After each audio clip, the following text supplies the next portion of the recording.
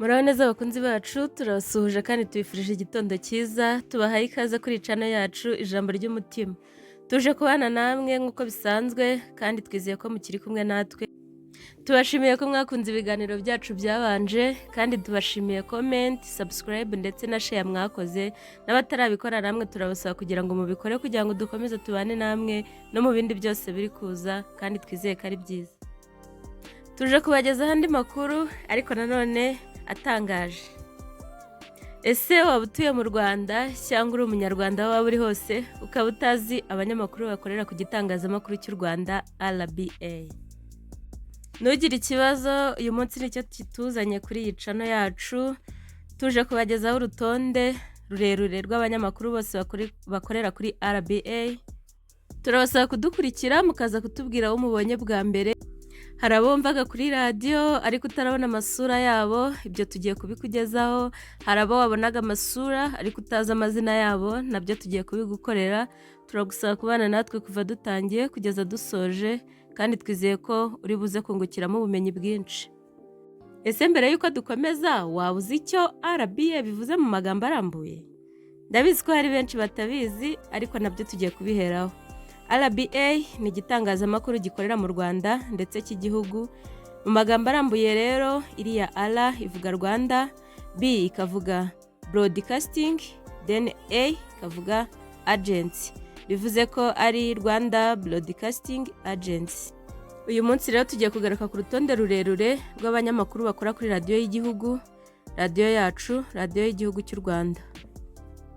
Uraza kutubwira uko mvise iki kiganiro cyacu ndetse unatubwire ko hari uwo twaba twibagiwe tuzamukoreho ubutaha cyangwa se tuzabakomereza urutonde rwabo ubutaha. Tugiye gukomeza tugaruka duhereye ku bayobozi ba RBA, All Rwanda Broadcasting Agency. Uyu tugiye guheraho yitwa Cleophas Sebalole. Uyu nguyu muramuzi cyane mu biganiro by'igihugu, cyane cyane ibiganiro byitabiriwe na Perezida wacu Paul Kagame, His Excellency wacu, ariwe ukunze kubiyobora ndetse kandi mumuzi cyane ku bijyanye n'umuco nyarwanda, aho byageze aho Perezida wacu amusaba ko yakwigisha abandi banyarwanda ndetse n'abanyarwandakazi ibijyanye n'ururimi rw'ikinyarwanda. Uyu kandi niwe muyobozi w'urwego rw'igihugu rw'itangazamakuru RBA cyangwa se Rwanda Broadcasting Agency. Uyu niwe muyobozi warwo. Nk'uko twabigarutseho rero, akunze gukora ibiganiro mpuzamahanga, cyane cyane ibigaruka ku muco nyarwanda ndetse n'ururimi rw'ikinyarwanda. Uyu tugezeho yitwa Isheja Butera Sandrine. Abantu benshi turamuzi, yabanje gukora kuri Kiss FM, then avaho aza kuri Radio Rwanda ndetse yaje no kuyibera umuyobozi wungirije wa RBA. Bivuze ngo yungirije uwo twabanje kuvugaho, Cleophas Sebalole. Ni umunyamakuru kazi icyarimwe n'umuyobozi wa RBA. Ikindi kandi twamuvugaho, ni umunyamakuru kazi ukunzwe cyane cyane bagendeye ku ijwi rye. Abantu benshi bavuga ko avuga neza, afite n'ijwi ryiza rikurura abantu kumva icyo gitangazamakuru yabakorera. Reka dukomeze n'urutonde rwacu. Twabanjije kubagezaho abayobozi ba RBA cyangwa se Rwanda Broadcasting Agency. Tumereje kubakora ikiganiro cy'urubuga rw'imikino, ikiganiro gikunzwe cyane n'urubyiruko ndetse n'abandi bose bifuza kumenya imikino n'imyidagaduro. Uyu tugezaho yitwa Kwizigira Jean Claude, bakunze gutazira Lee. Kwizigira Jean Claude Lee. Uyu ni umunyamakuru w'urubuga rw'imikino. Ikindi kandi wamumenyaho, niwe muyobozi uyobora abandi bashinzwe itangazamakuru ry'imikino. Bivuze ko abandi bose bakora imikino n'imyidagaduro, cyane cyane urubuga rw'imikino niwe muyobozi warwo. Ni umunyamakuru ukunzwe cyane mu ijwi rye. Reka tumwihanganishe kuko tuzi ko mu minsi ishize yakoze impanuka ikomeye. Turashima Imana ko akomeje kugira ubuzima buzima kandi twabonye ko yatangiye kugaruka mu kazi, bivuze ko atangiye gukira. Uyu tugezeho yitwa Rugangura Axel, akunze kwiyita Bombo Shokora. Nawe ni umunyamakuru w'urubuga rw'imikino, akuvuga amakuru y'imikino, cyane akunzwe mu bijyanye no kogeza imipira. Ndetse icyo wamenya ni uko ari we muyobozi w'abanyamakuru w'urubuga rw'imikino bagaragara mu kogeza imipira, niwe ubahagarariye. Ikindi cyihariye akunze kubazwa cyane cyane n'abamukurikira ndetse n'abamukunda ni ikijyanye n'uko yatinze kuzana umugore, bivuze ko yatinze gushaka umugore, icyo kibazo cya mbere akunze kubazwa aho yaba yitabiriye interview hose. Reka dukomeze. Uyu tugezeho ni Nkurunziza Emmanuel bakunze kwita Ruvuyanga, nawe ni umunyamakuru w'urubuga rw'imikino, akaba nawe ari mu bakunzwe cyane cyane mu bijyanye no kogeza imipira. Abantu bakunze kugaruka bavuga yuko iyo yafatanyije na Rugangura Axel biba byabaye byiza. Uyu tugezeho yitwa Rugaju Ligan, bakunze kuvuga ko bashyiraho n'izina rya Ndayishimiye, nawe ni umunyamakuru w'urubuga rw'imikino uzwi cyane mu busesenguzi, akaba iyo yasesenguye umupira abumva Radio Rwanda biyongera. Arakunzwe cyane ku mbuga nkoranyambaga. Tunishimira ko ari mu bagarutse muri timu y'urubuga rw'imikino, kuko mu minsi ishize murabizi ko yari yahuye n'ikibazo cyo gufungwa, ariko yaje guhanagurwaho icyaha agaruka muri timu. Reka dukomereze ku munyarwandakazi wacu Rigoga Ruth. Uyu nguyu nawe ni umunyamakuru w'urubuga rw'imikino, cyane akunze kugaruka ku mikino ijyanye n'igitsina gore, ndetse atibagiwe na basaza bacu nabakunze kubavugaho cyane. Ni umunyarwandakazi wumvikana cyane mu rubuga rw'imikino, wumva ko afite imvamutima z'urubuga rw'imikino ndetse bigaragara ko arukunda. Yitwa Rigoga Ruth. Uyu tugezeho yitwa Mugaragu David bakunze kwita Mutaramu, nawe ni umunyamakuru w'urubuga rw'imikino ukunze kugaragara gake, ariko kandi iyo yaje akunze kugaragara asesengura ndetse n'ibindi byose.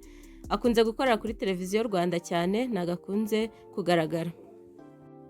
Abo twavugaga ku bijyanye n'igisata cy'urubuga rw'imikino. Reka dukomeze, ariko kandi hari n'abandi bakora ku rubuga rw'imikino badakunze kugaragara cyane, ariko barahari, ba Cynthia Raissa ndetse n'abandi tutiriwe tugarukaho. Reka dukomeze tujye ku banyamakuru basoma cyangwa se bakora amakuru kuri Radio Rwanda.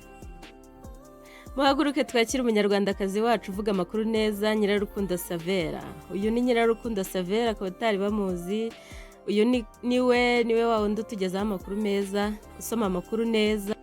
Uyu azwi cyane mu gusoma amakuru, ikindi azwi cyane muri cya kiganiro cy'ibyanditswe mu binyamakuru akunze gusoma ari kumwe na Jean Daniel Sindayigaya. Arakunzwe cyane ndetse azwi mu banyamakuru beza Radio Rwanda ifite, mu bavuga amakuru y'ururimi rw'ikinyarwanda. Reka dukomeze. Uyu tugezeho ni Jean Daniel Sindayigaya, nawe azwi cyane mu kuvuga amakuru, mu gusoma amakuru.